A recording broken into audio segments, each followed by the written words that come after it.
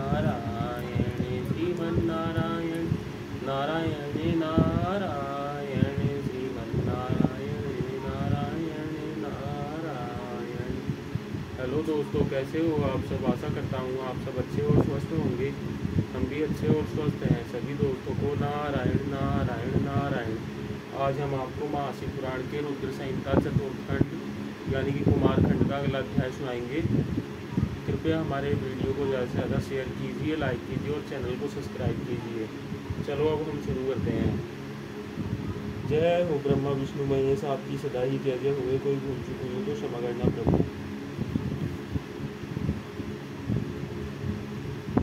ओम नमः शिवाय, ओम नमः शिवाय, ओम नमः शिवाय। जय हो गणेश जी महाराज की जय, शिव जी महाराज की जय, माता पार्वती की जय, नंदी महाराज की जय, मूषक महाराज की जय।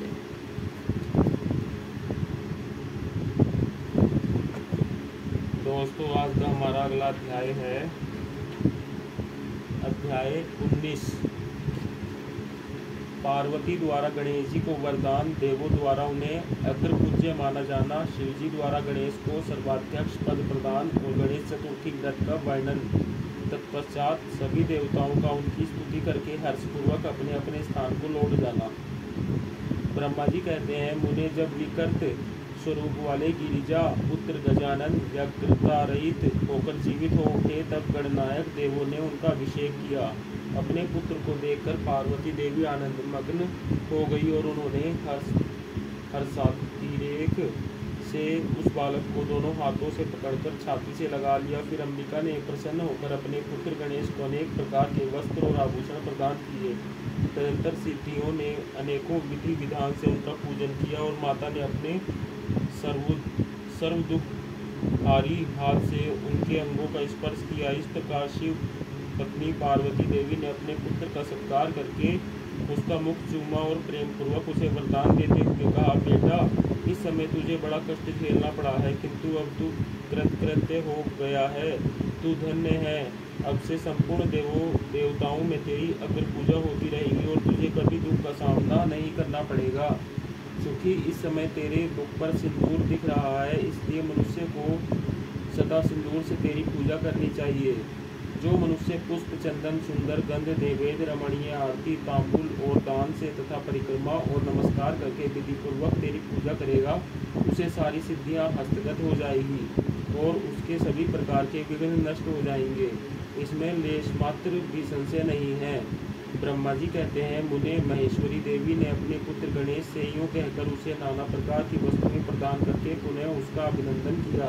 विप्र, तब गिरिजा की कृपा से उसी क्षण देवताओं और शिवगणों का मन विशेष रूप से शांत हो गया। तदंतर इंद्र आदि देवताओं ने हर्षातिरेक से शिवा की स्तुति की और उन्हें प्रसन्न करके वे भक्तिभावित चित्त से गणेश देव को लेकर शिव जी के समीप चले। वहां पहुंचकर उन्होंने त्रिलोकी की कल्याण कामना से भवानी के उस बालक को शिव जी की गोद में बैठा दिया। तब शिव जी भी उस बालक के मस्तक पर अपना कर कमल फेरते हुए देवताओं से बोले, यह मेरा दूसरा पुत्र है।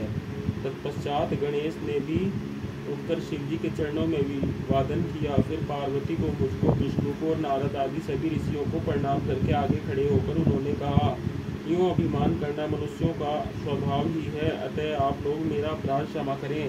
तब मैं शंकर और विष्णु इन तीनों देवताओं ने एक साथ ही प्रेम पूर्वक उन्हें उत्तम वर प्रदान करते हुए कहा, सूरवरों, जैसे त्रिलोकी में हम तीनों देवों की पूजा होती है, उसी तरह तुम सबको इन गणेश का भी पूजन करना चाहिए।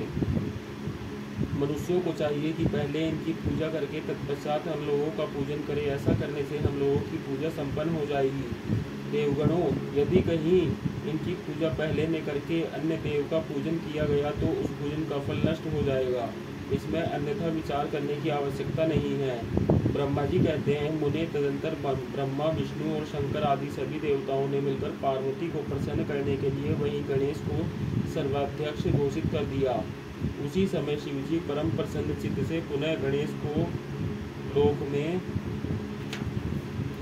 सर्वदा सुख देने वाले अनेकों वर प्रदान करते हुए बोले। शिव जी ने कहा, गिरजानंदन, निसंदेह मैं तुझ पर परम प्रसन्न हूँ। मेरे प्रसन्न हो जाने पर अब तू सारे जगत को ही प्रसन्न हुआ समझ। अब कोई भी तेरा विरोध नहीं कर सकता। तू शक्ति का पुत्र है, अतः अत्यंत तेजस्वी है। बालक होने पर भी तूने महान पराक्रम प्रकट किया, इसलिए तू सदा सुखी रहेगा। विघ्न नाश के कार्य में तेरा नाम सबसे श्रेष्ठ होगा। तू सबका पूज्य है, अतः अब मेरे संपूर्ण गणों का अध्यक्ष हो जा। इतना कहने के पश्चात महात्मा शंकर अत्यंत प्रसन्नता के कारण गणेश को पुनः वरदान देते हुए बोले, गणेश्वर, तू भाद्रपद मास के कृष्ण पक्ष की चतुर्थी तिथि को चंद्रमा का शुभोदय होने पर उत्पन्न हुआ है। जिस समय गिरिजा के सुंदर चित्त से तेरा रूप प्रकट हुआ, उस समय रात्रि का प्रथम प्रहर बीत रहा था, इसलिए उसी दिन से आरंभ करके उसी तिथि में तेरा उत्तम व्रत करना चाहिए। यह व्रत परम शोभन तथा संपूर्ण सिद्धियों को प्रदाता है। वर्ष के अंत में जब पुनः वही चतुर्थी आ जाए, तब तक मेरे कथानुसार तेरे व्रत का पालन करना चाहिए। जिन्हें संसार में अनेकों प्रकार के अनुपम सुखों की कामना हो, उन्हें चतुर्थी के दिन भक्तिपूर्वक विधि सहित तेरा पूजन करना चाहिए। जब मार्गशीर्ष मास के कृष्ण पक्ष की चतुर्थी आए, तब उस दिन प्रातः काल स्नान करके व्रत के लिए ब्राह्मणों से निवेदन करें। पूर्वोक्त विधि से उपवास करें। फिर धातु की मूंगे की, श्वेत मदार की अथवा मिट्टी की मूर्ति बनाकर उसकी प्राण प्रतिष्ठा करें और भक्तिभाव से नाना प्रकार के दिव्य गंधों, चंदनों और पुष्पों से उसकी पूजा करें। पुनः रात्रि का प्रथम प्रहर बीत जाने पर स्नान करके दुर्वादलों से पूजन करना चाहिए। यह दुर्वा जड़ रहित 12 अंगुल लंबी और 3 गांठों वाली होनी चाहिए। ऐसी 101 अथवा 21 दुर्वा से उस स्थापित प्रतिमा की पूजा करें। तत्पश्चात धूप दीप अनेक प्रकार के नैवेद्य, तांबुल, अर्घ्य और उत्तम उत्तम पदार्थों द्वारा गणेश की पूजा करें और स्तवन करके उसके आगे प्राणिपात करें। योग गणेश की पूजा करने के पश्चात बाल चंद्रमा का पूजन करें।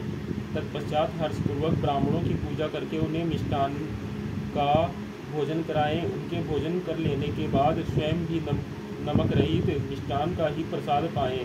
फिर गणेश का स्मरण करके अपने सभी नियमों का विसर्जन कर दें। इस प्रकार करने से यह शुभ व्रत पूर्ण होता है। बेटा, योग व्रत करते करते जब वर्ष पूरा हो जाए, तब व्रती मनुष्य को चाहिए कि वह व्रत की पूर्ति के लिए व्रतोत्थापन का कार्य भी संपन्न करे। इसमें मेरे आज्ञानुसार 12 ब्राह्मणों को भोजन कराना चाहिए। व्रती को चाहिए कि वह एक कलश स्थापित करके उस पर तेरी मूर्ति की पूजा करे। तत्पश्चात विधि के अनुसार वेदी का निर्माण करके उस पर अष्टदल कमल बनाए। फिर उसी पर धन की कंजूसी छोड़कर हवन करे। पुनः मूर्ति के सामने 2 स्त्रियां और 2 बालकों को बिठाकर विधिपूर्वक उसकी पूजा करे और सादर उन्हें भोजन कराए। रात में जागरण करे। प्रातःकाल पुनः पूजन करके पुनरागमन के लिए विसर्जन कर दे। बालकों से आशीर्वाद ग्रहण करें, स्वस्तिवाचन कराए और व्रत की पूर्ति के लिए पुष्पांजलि निवेदित करे। फिर नमस्कार करके नाना प्रकार के कार्यों की कल्पना करे। इस प्रकार जो इस व्रत को पूर्ण करता है, उसे अभीष्ट फल की प्राप्ति होती है। गणेश, जो श्रद्धा सहित अपनी शक्ति के अनुसार नित्य तेरी पूजा करेगा, उसके सभी मनोरथ सफल हो जाएंगे।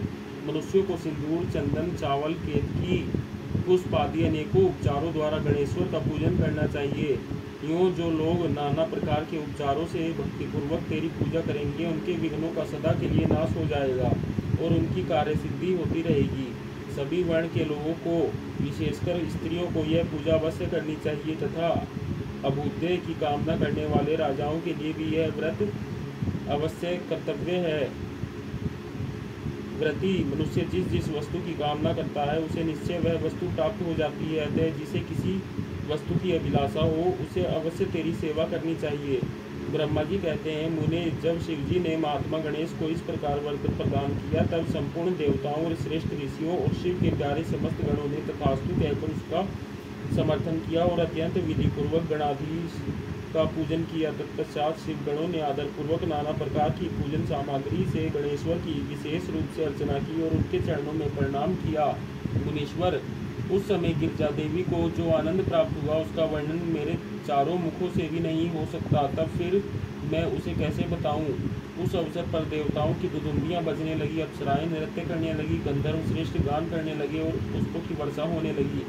इस प्रकार गणेश के गणाधीश पद पर प्रतिष्ठित होने पर वहाँ महान उत्सव मनाया गया। सारे जगत में शांति स्थापित हो गई और सारा दुख जाता रहा।